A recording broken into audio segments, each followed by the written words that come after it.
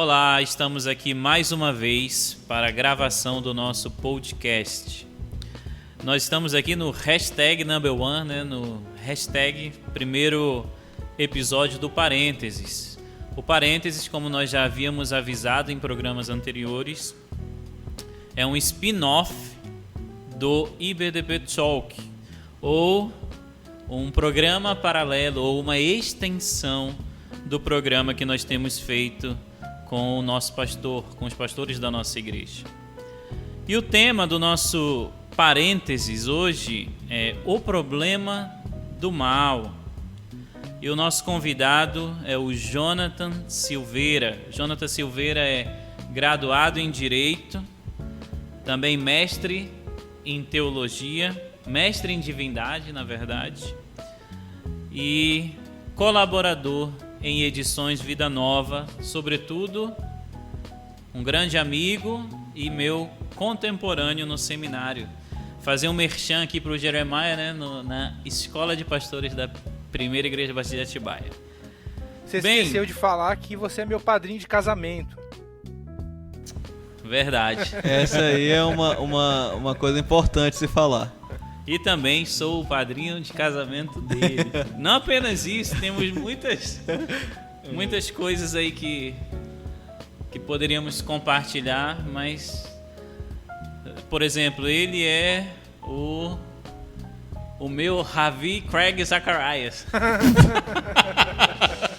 Muito longe disso. Bem, nós estamos também com o nosso muito conhecido Rodrigo Acioli. Oi, gente, tudo bem? Também meu amigo, também graduado em Direito. Eu estou aqui entre gigantes hoje. E nós queremos abençoar a sua vida e oramos, né? Estamos aqui juntos buscando a graça do Senhor para que de alguma forma esse programa venha te edificar, venha te dar direção e que você venha crescer no Senhor também e aprender mais a lidar com o sofrimento, com o problema do mal. Antes de iniciarmos, o Rodrigo vai fazer uma leitura bíblica. Bem, eu lerei hoje o texto da primeira carta de Pedro, capítulo 3, verso 15, no qual diz: pelo contrário, santifiquem a Cristo como Senhor no seu coração, estando sempre preparados para responder a todo aquele que pedir razão da esperança que vocês têm. Legal. Também quero dar aí um tempinho aí para o Jonathan dar uma saudação para a igreja. O Jonathan já esteve aqui em Manaus, né? Amante de tacacá. Sério? Mas vou deixar ele dar uma palavrinha. É um prazer, Bruno, participar do programa aí do IBDP Talk, do podcast da Igreja Batista Dom Pedro. Para mim é um privilégio poder contribuir de alguma forma com esse ministério e poder aí finalmente bater esse papo com você depois de tanto tempo aí que a gente não se vê. E também com o Rodrigo, né, que eu estou conhecendo agora. E estou muito ansioso pelo nosso bate-papo e acredito que vai ser uma conversa edificante. Espero que seja edificante para a igreja.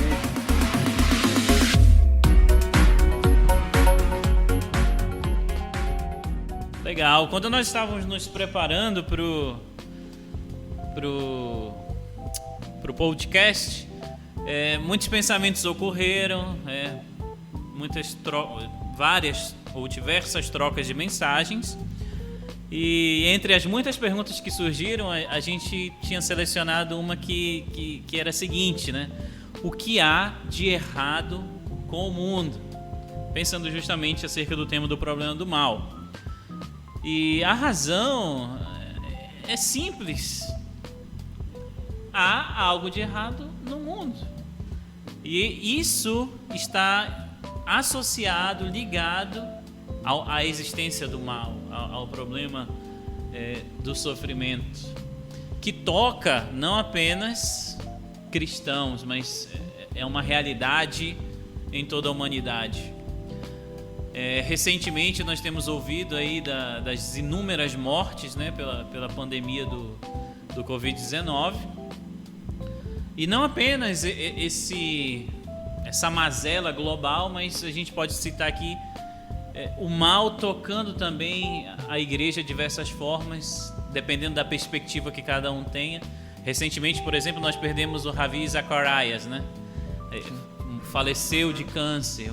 Poxa, um homem de fé, um influenciador, um apologista, né?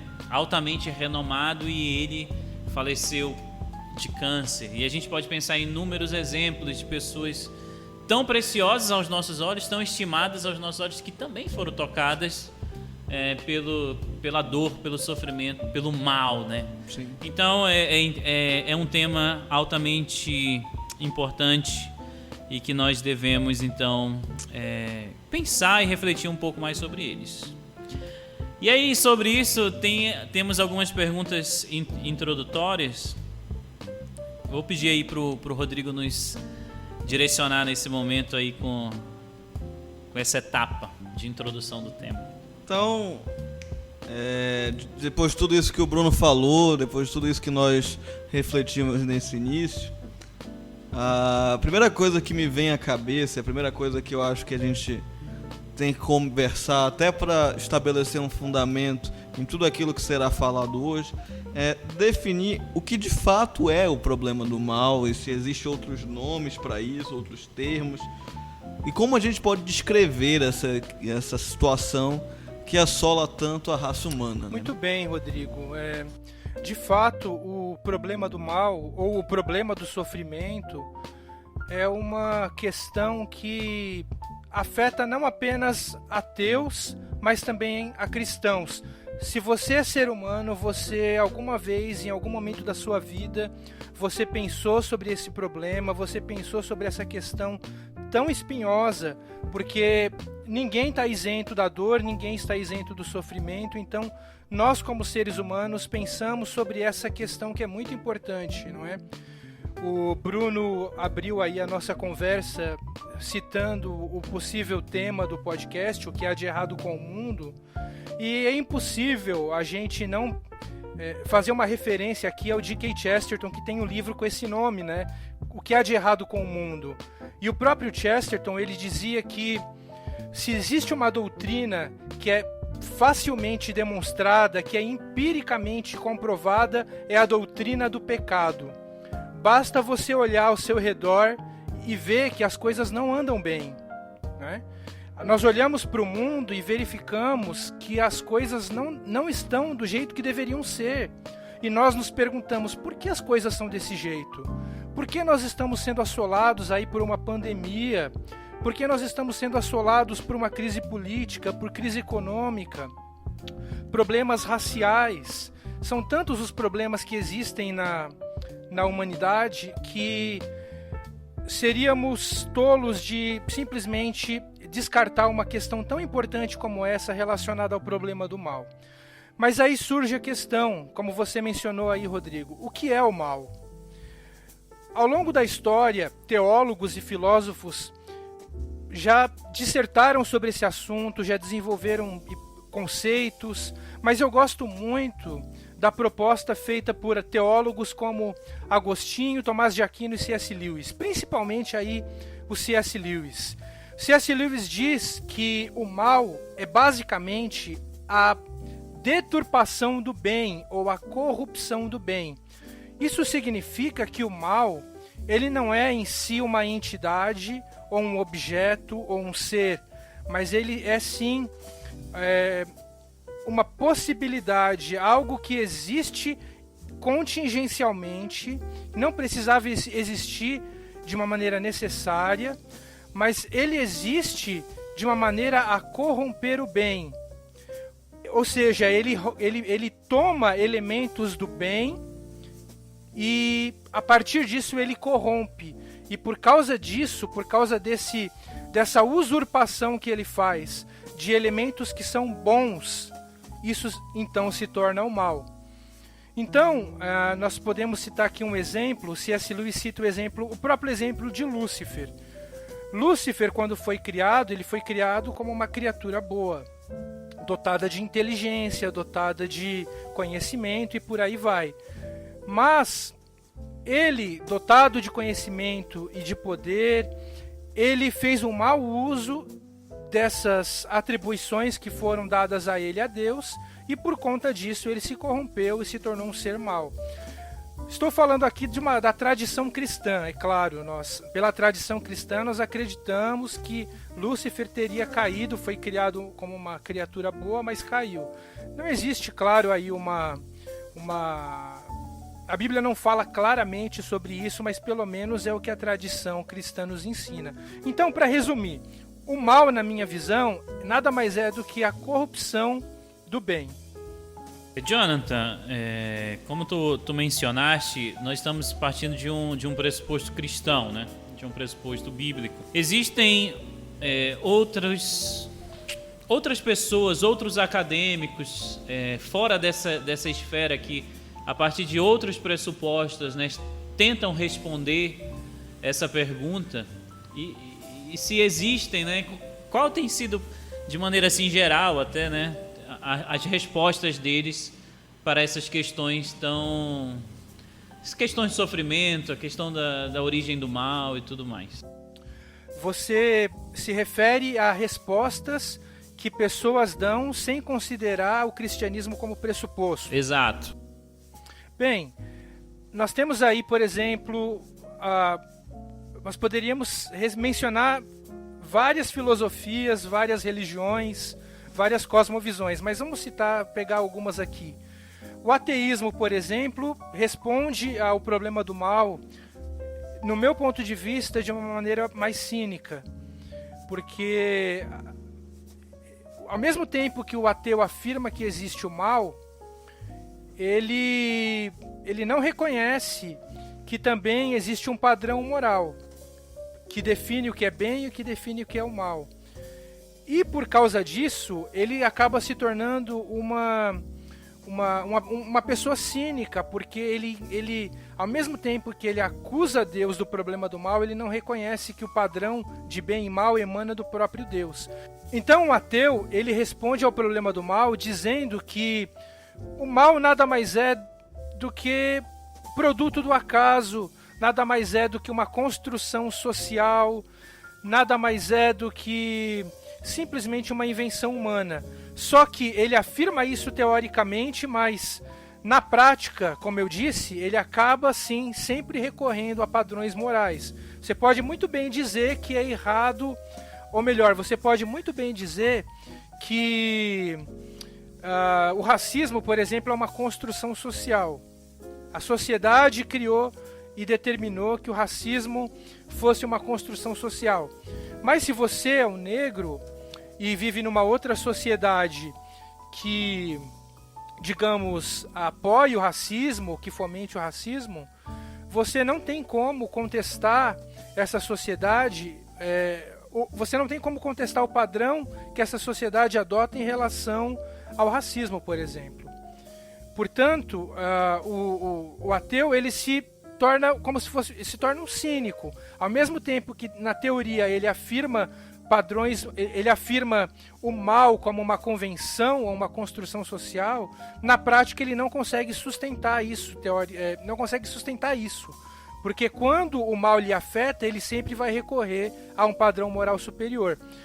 Isso aqui seria parte de uma resposta ateísta, mas nós temos aí, por exemplo, o hinduísmo, que afirma que o mal nada mais é do que produto da maneira como você se comportou em vida, então você está agora reencarnando, você está passando por um processo de purificação e então por isso você está sofrendo.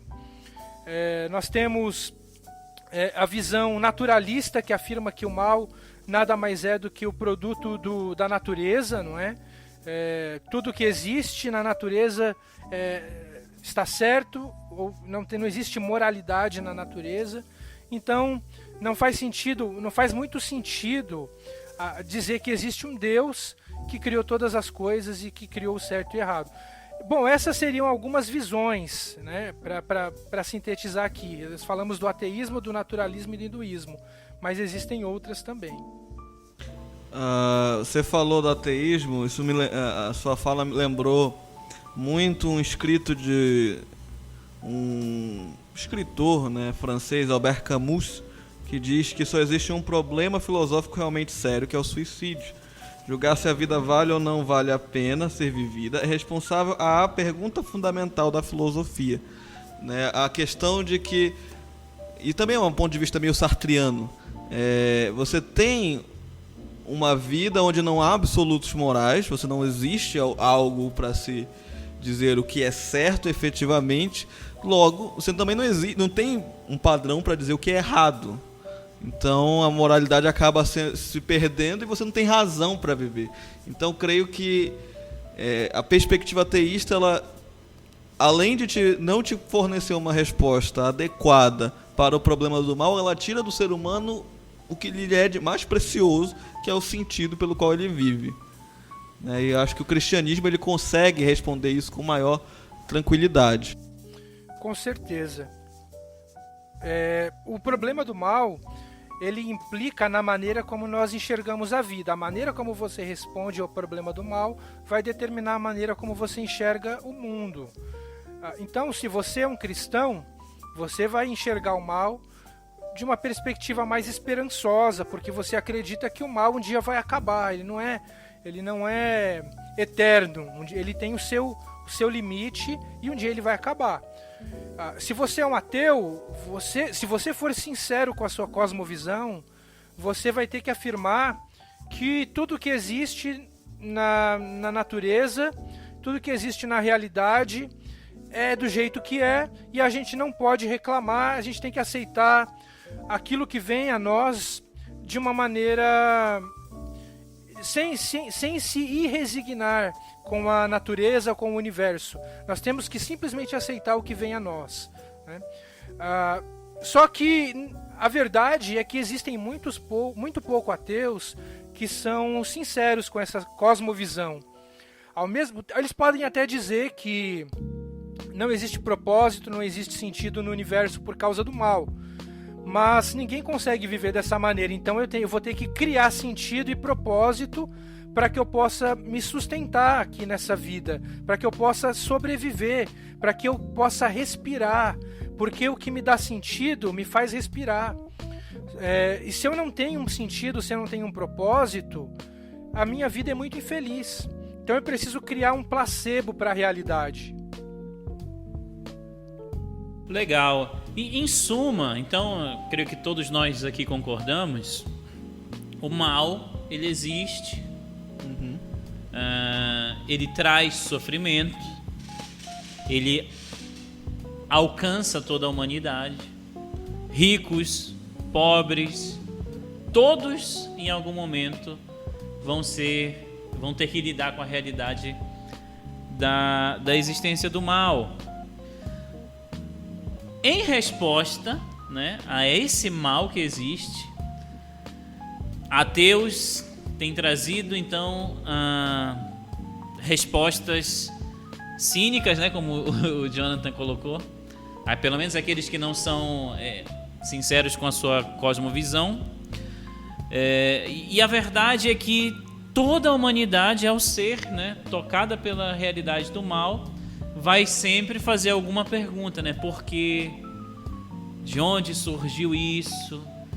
Por razões legítimas, na sua grande maioria, e até por razões ilegítimas, como eu, quando adolescente na sala de aula, ficava perguntando quem criou a física, quem criou a matemática. Eu quero acertar as contas com esse cara, né?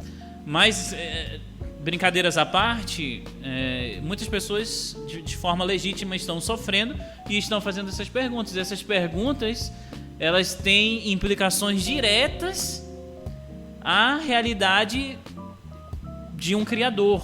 Sim.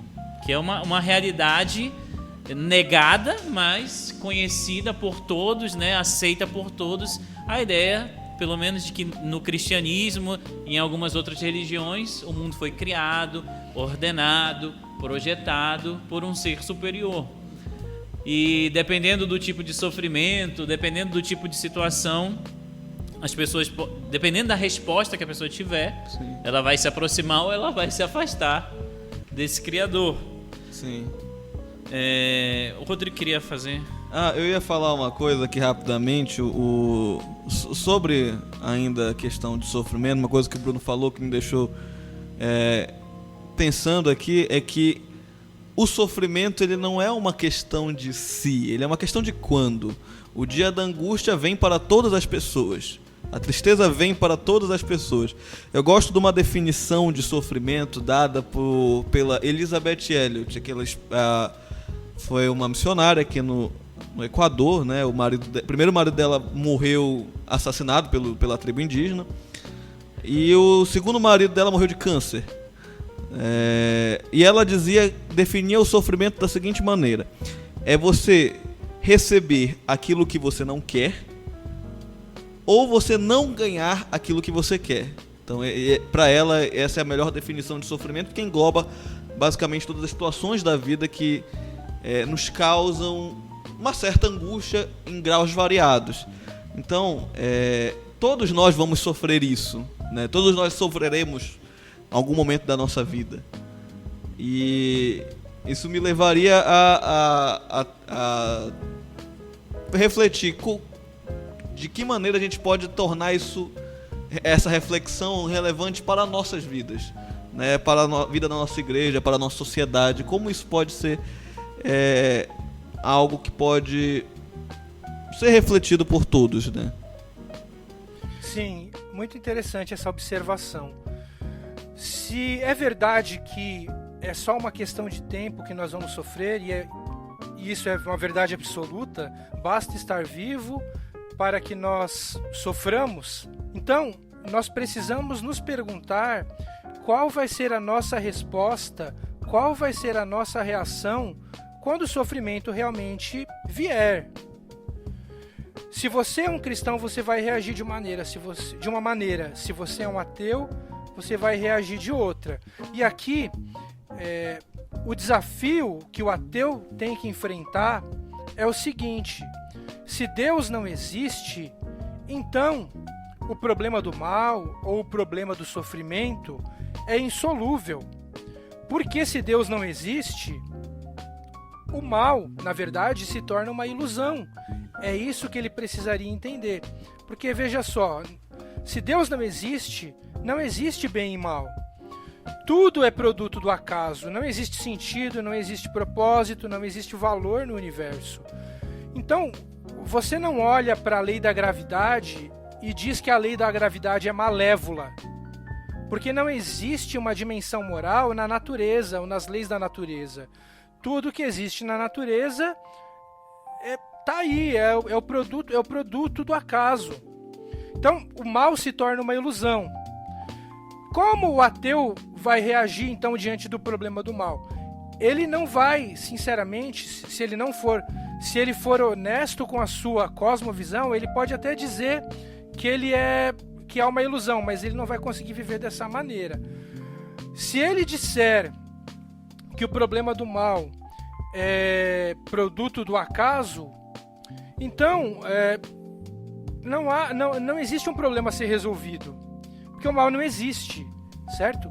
Mas a ironia de tudo isso é que é a seguinte: esse é o calcanhar de Aquiles do ateísmo.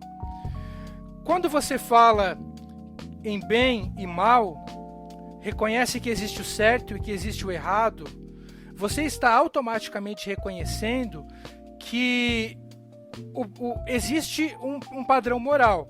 Se você olha para o mundo como está hoje e reclama da situação que o mundo está, você está dizendo que o mundo deveria basicamente estar de uma outra maneira que não essa a presente que nós estamos presenciando. Nós deveríamos estar presenciando um mundo melhor. E de onde ele tira esse padrão de mundo melhor? Esse padrão de mundo melhor, ele emana de um padrão maior, que é daquilo que é o certo e daquilo que é o errado. Só que na visão ateísta, o certo e o errado não existem. É só uma ilusão.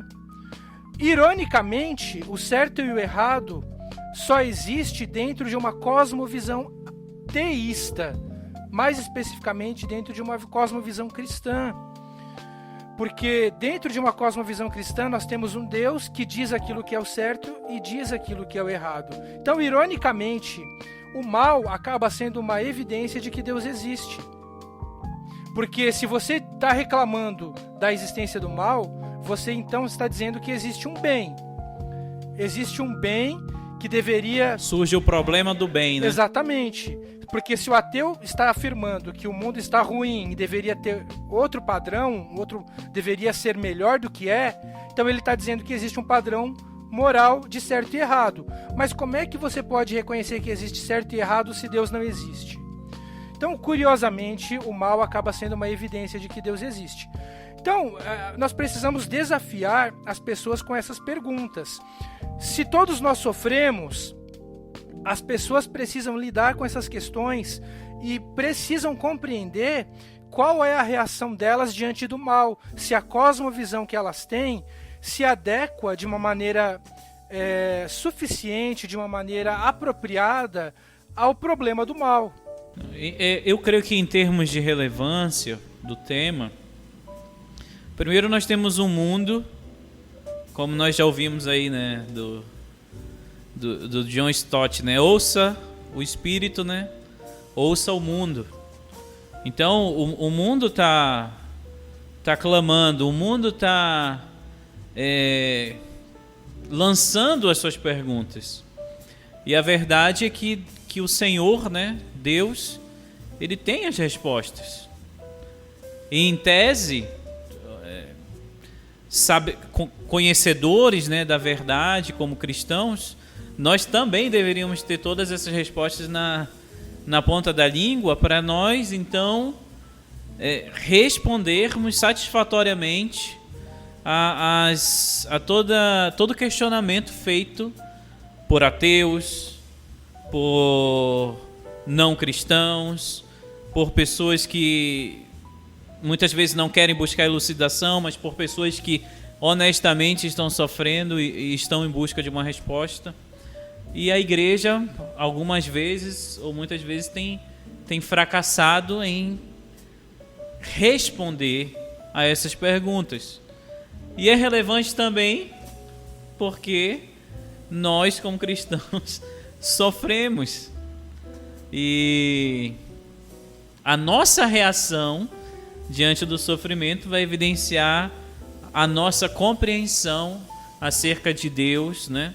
Acerca do mal, da existência do mal, acerca da realidade do sofrimento.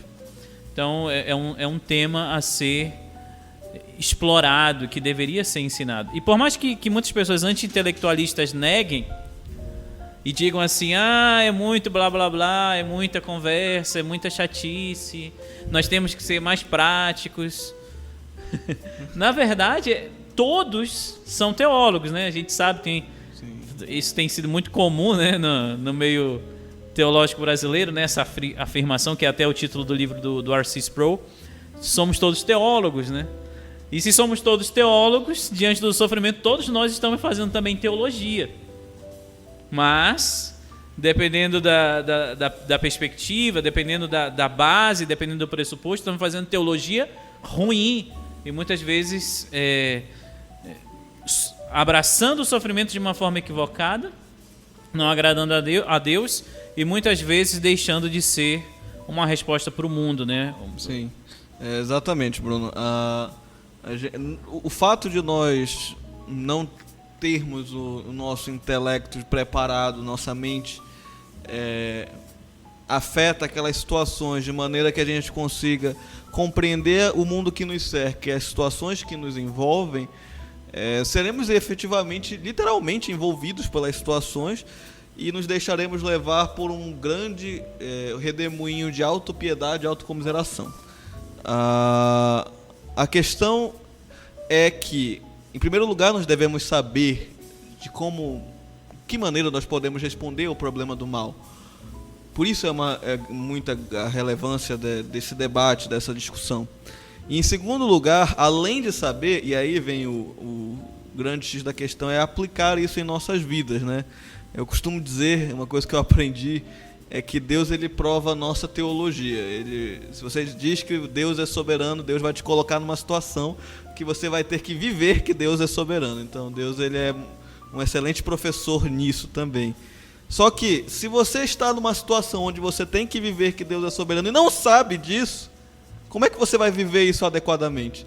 Se já sabendo já é difícil, imagine não sabendo. Se já sabendo o problema do mal e toda essa situação e já refletindo, já é difícil passar por situações de sofrimento, por situações que envolvem as nossas emoções, imagine não tendo uma resposta adequada. O básico é discutir, é entender como essas situações nos afetam e qual é a resposta bíblica sobre isso. O que Deus quer é aprofundar a nossa vida ao ponto de aplicarmos essa verdade no nosso cotidiano. Sim. Como vocês mencionaram, infelizmente na igreja brasileira e de modo geral no evangelicalismo, existe um certo desprezo pelo estudo bíblico, pelo estudo teológico, pela valorização de outras ciências também. Isso é trágico porque afeta a maneira como nós pensamos o mundo e como nós pensamos a nossa fé. E, portanto, a gente pode aqui reenfatizar o versículo bíblico, aquele que foi citado logo no começo da nossa conversa, que é 1 de Pedro 3,15. Se existe um certo desdém em relação ao estudo da apologética, por exemplo, nós precisamos lembrar que não se trata de um mero capricho, mas de um mandamento bíblico, porque 1 de Pedro 3,15 nos alerta que devemos estar preparados para responder a todo aquele que pedir a razão da esperança que há em nós. Então, é um mandamento bíblico. Nós temos que estar preparados para articular a nossa fé. A maneira que nós fazemos isso pode variar, lógico. Ninguém aqui precisa ser um Einstein da apologética, ninguém precisa se mergulhar em livros e livros de ciência e de filosofia, mas precisa sim conhecer o básico para dar a resposta, para dar a razão da esperança que há em nós. E isso se aplica ao problema do mal. O problema do mal é o principal questionamento da apologética. Eu acredito que seja o principal obstáculo para que uma pessoa se torne cristã. É o principal desafio. E como nós respondemos, então, ao problema do mal? Acredito que de duas maneiras. Existe uma maneira intelectual de se responder ao problema do mal e existe também a maneira emocional de se responder ao problema do mal. Quando nós falamos sobre o problema intelectual do mal, nós estamos se referindo aqui a tentar conjugar, a tentar conciliar a ideia de um Deus todo-poderoso e amoroso com a existência do mal. Como é possível que exista um Deus todo-amoroso, onipotente, e o mal exista? Então, o problema intelectual do mal vai lidar com essas questões, é mais a área do filósofo. E o problema emocional do mal, ele oferece respostas, digamos, para aquele que está sofrendo na pele o mal. Então, é importante distinguir essas duas categorias, porque seria muito sentimentalista oferecer uma resposta, digamos, mais pastoral a um filósofo que está lidando com questões técnicas e quer resolver o problema do mal de uma maneira acadêmica. Seria muito sentimental da minha parte oferecer uma resposta emocional e pastoral, simplesmente citando versículos chaves para ele. Por outro lado, seria muito frio eu apresentar um tratado filosófico mostrando logicamente por que Deus existe e o mal existe para alguém que acabou de perder o filho por causa de um câncer.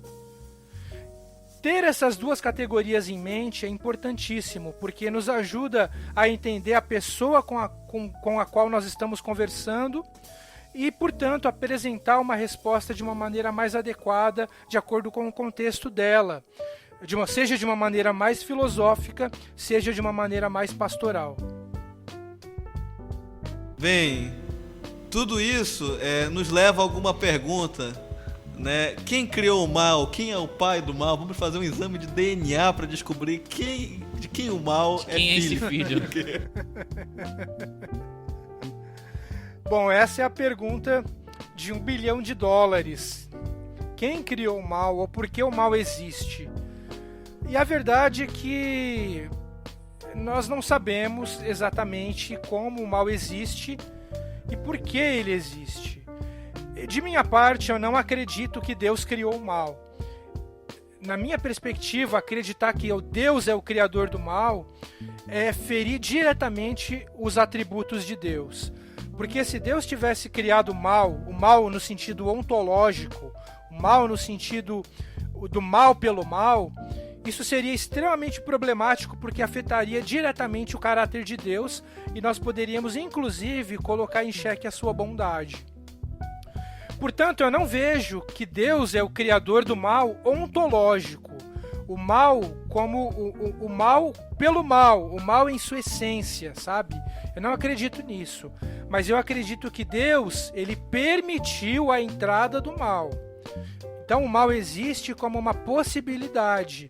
O mal não deveria existir de uma maneira necessária. O mal existe como uma possibilidade, de uma maneira contingencial. E ele existe, no meu ponto de vista, por conta da violação que o ser humano fez da sua liberdade. O ser humano, ao abusar de sua liberdade, ele, portanto, introduziu o mal no mundo. Então, sim, essa, acredito eu, é parte da resposta, mas não é a resposta toda. E acredito eu que ninguém tem a resposta toda, porque o mal, ele continua sendo um mistério. Nem tu tens essa resposta, Jonathan. Quanto mais eu.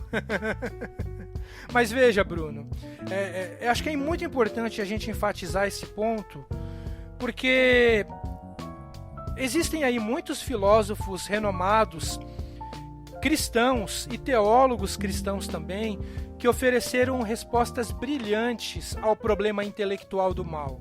Respostas plausíveis, sólidas, robustas. Alvin Plantinga, por exemplo, tem um livro chamado Deus, a Liberdade e o Mal. Esse livro é fantástico, ele resolve, digamos assim, entre aspas, ele resolve o problema do mal intelectual. Só que apesar de todas as respostas intelectuais que nós temos e robustas, nós precisamos sempre lembrar que o mal é sim um mistério. É um mistério, mas isso não significa que seja irracional apelar ao mistério, porque o mistério existe em todas as áreas do saber. Existe na ciência, existe na filosofia. Na ciência, por exemplo, nós temos o fenômeno da luz. Na ciência, segundo as observações científicas, a luz se comporta tanto como partículas quanto por ondas. E as duas explicações estão corretas, e isso é um mistério. Ninguém sabe dizer por que a luz se comporta dessa maneira. No campo filosófico, nós podemos dizer por que existe algo ao invés de nada. Nós poderíamos não existir, no entanto nós estamos aqui. E por que nós existimos? Ainda assim, essa questão se torna um mistério. Portanto, ainda que existam questões que sejam misteriosas na nossa realidade, na nossa natureza, isso não significa que nós não possamos esboçar algumas respostas, e não significa que essas respostas, por mais que sejam insuficientes, elas sejam irracionais. Eu li essa semana em algum lugar, não vou conseguir fazer referência de onde eu li, mas era o seguinte: a teologia ela abraça a razão, mas ela não abre mão do mistério, né? É exatamente isso. Então ela tem suas respostas adequadas para uma realidade onde nós estamos compondo, né, a ordem criada. Somos criaturas finitas. Eu acredito que não existe uma resposta definitiva para o problema do mal. Não tem como eu extrair, depois de muito me debruçar em algum livro ou nas próprias escrituras, uma resposta que seja categórica, que consiga explicar como é que o mal existe neste universo, ao passo que isso não invalida a resposta de apelar para o mistério, como você mesmo falou. Eu creio que isso, na verdade, é uma questão de humildade, né? É uma questão de entender que o homem ele é um ser limitado. Entender que o raciocínio humano, embora muito capaz, ele não é plenamente capaz de compreender todas as questões. O ser humano, de fato, ele é relativamente incapaz em questões de... Ele entendeu a piada. Em questões de teodiceia, de formular uma resposta ao mal, né? E que isso não invalida o fato de Deus existir. O fato de eu não entender algo não invalida a realidade dele, né? Sim. É somente que eu não entendo. O fato de eu não entender como se faz uma integral ou uma derivada não faz com que a integral e a derivada deixem de existir. Só faz com que eu não consiga fazê-las. Simplesmente. Isso. E da mesma Exato. forma com Deus. Exato, é isso mesmo, porque ainda que nós não consigamos oferecer uma resposta plena para esse problema, isso não significa de maneira alguma que acreditar em Deus seja irracional. Só pelo fato de existirem questões complexas que nós não conseguimos dar respostas exaustivas para o problema, não significa que as crenças que nós temos sejam irracionais. Porque existem questões que não são irracionais, mas são suprarracionais. Estão além da nossa capacidade como ser humano. Nós podemos aqui oferecer uma ilustração. Se a gente pode dar um livro de teologia sistemática ou um tratado de física para uma criança de 5 anos de idade, se ela abrir esse livro, ela não vai entender nada, absolutamente nada. Isso não significa que os conceitos presentes ali no livro sejam irracionais. Não significa que aquilo que está no livro seja falso. No entanto, aquela criança vai crescer, vai se tornar um adulto, e quando ela tiver acesso a esses livros novamente, a leitura dela vai ser muito mais compreensível, ela vai ter condições de apreender conceitos, ela vai ter condições agora de entender o que está escrito naquele livro e formar então o seu próprio entendimento. Aquilo que era suprarracional quando ela era criança se tornou racional quando ela se tornou adulta, porque então ela teve acesso e pôde compreender aquelas verdades. É como diz Paulo: agora nós vemos como um espelho, mas um dia nós veremos face a face. Um dia nós estaremos diante de Deus e tudo irá ser revelado, porque o céu é autoexplicativo. Sim, eu me lembro, eu estava pensando justamente nisso. Hoje nós somos uma criança de 5 anos. Quando nós formos plenamente aperfeiçoados através da glorificação, finalmente seremos um jovem de 24 que entenderá um tratado de física.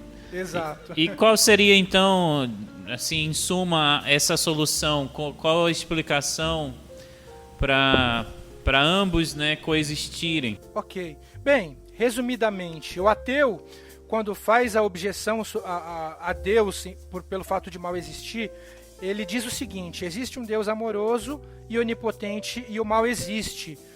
Para o ateu, essas duas declarações são contraditórias, mas na verdade não são, porque elas não estão diretamente se debatendo, não estão diretamente se confrontando. Não há uma contradição explícita em dizer Deus existe, o mal existe. Existiria uma contradição explícita se disséssemos Deus existe, Deus não existe. Porque essas duas proposições, essas duas declarações não podem ser verdadeiras ao mesmo tempo. Uma é verdadeira e a outra é falsa. Aí sim nós estamos diante de uma contradição explícita. Mas no caso da declaração Deus existe, é todo-poderoso e amoroso e o mal existe, não existe aí uma contradição explícita. Qual seria o problema então? O problema poderia ser: se Deus existe, ele poderia ter criado um mundo sem o mal. Aí nós entramos em várias conjecturas. Será que isso é verdade? Bem, quando nós estamos falando sobre o problema do mal e sobre os mundos que Deus poderia ter criado, várias são as possibilidades e os teólogos apresentam algumas. Sempre é um pouco ousado, sempre é um pouco arrogante falar dos mundos que Deus poderia ter criado, não é? Mas os teólogos e os filósofos apresentam aí algumas possibilidades. nós estamos aqui falando dos mundos, dos possíveis mundos que Deus poderia ter feito. Então, primeira possibilidade, nenhuma criação. Nesse caso, Deus não criaria nada, então não haveria bem e nem mal. Segunda possibilidade, um mundo onde só existe o bem. Nesse mundo possível, não haveria a possibilidade de escolher fazer o mal, o que inviabilizaria a liberdade. Terceira possibilidade seria um mundo amoral. Nesse mundo, ele seria destituído de valores morais. Seríamos como seres robóticos que não pensaria entre bem e mal.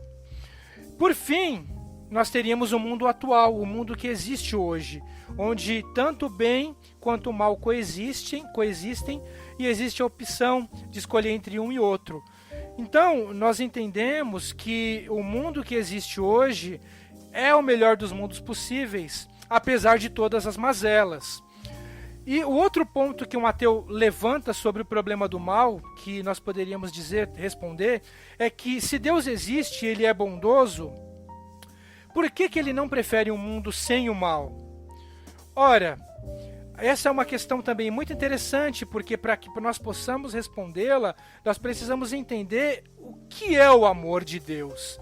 Hoje, numa cultura hiperromantizada, nós acreditamos que o amor é simplesmente meros sentimentos, digamos assim, não é? Basta que você assista aí na TV, acesse o Netflix e veja lá as comédias românticas para você entender do tipo de amor que nós estamos falando, né? Mas o amor de Deus não é um mero sentimentalismo. O amor de Deus é muito mais profundo e é muito mais exigente.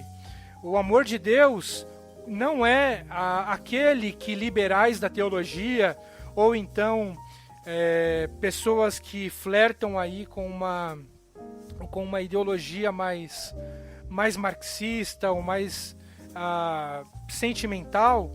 O amor de Deus não é aquele que faz uma divisão entre o Deus do Antigo Testamento e o Deus do Novo Testamento, acreditando que o Deus do Antigo Testamento é mais rígido, é mais rigoroso, ele é mais caprichoso, ele é mais acabrunhado, ele está mais preocupado com o que as pessoas fazem do que o Deus do Novo Testamento, onde tem o Jesus bonzinho, um Jesus que se preocupa com os pobres. Não é? Isso não é verdade, porque nós sabemos que o Deus bíblico é um só, tanto no Velho quanto no Novo Testamento. Então, não faz muito sentido dizer que se Deus existe, ele é amoroso, ele prefere necessariamente um mundo sem o mal, porque Deus pode muito bem usar o mal para os seus fins, para os seus propósitos, e por mais que nós reconheçamos que o mal em si é algo ruim, Deus pode ter os seus propósitos e ele pode sim utilizar e se valer desses meios para que ele alcance os seus objetivos e para que seus planos sejam alcançados. Estou tratando aqui de uma questão que é muito complexa, mas tentando apresentar de uma maneira mais sintetizada, né? Lógico que a gente poderia falar muito mais sobre isso. Sim, a gente poderia passar horas conversando sobre isso, é um tema muito... o Bruno estava falando mais cedo, é um tema que permeia milhares de anos, são 2000 anos de cristianismo e pelo menos 2000 anos tentando responder esse problema. Eu também concordo que Deus não é o autor do mal, que o mal ele existe, né, por uma circunstância, por fazer parte do plano de Deus, mas que ele não é o autor imediato do mal. Uma coisa que eu sempre gosto de pensar concernente ao problema do mal é que Deus ele preferiu que o mal existisse para que ele pudesse se revelar integralmente. Eu entendo que você não consegue a interpretação correta, efetiva, né, e completa do que é bom sem o seu contraste. Você não consegue delimitar se uma coisa é bem feita se você não tiver um contraste, um padrão para dizer o que é mal feito. Eu entendo que Deus ele permitiu que o mal existisse no mundo para que ele pudesse revelar todos os seus atributos. Nós não teríamos a exata noção da bondade, do amor e da justiça de Deus se o mal não existisse. A gente só veria o lado bom da moeda. Isso é mais uma conversa para mais horas aqui. Eu creio que... Faz sentido.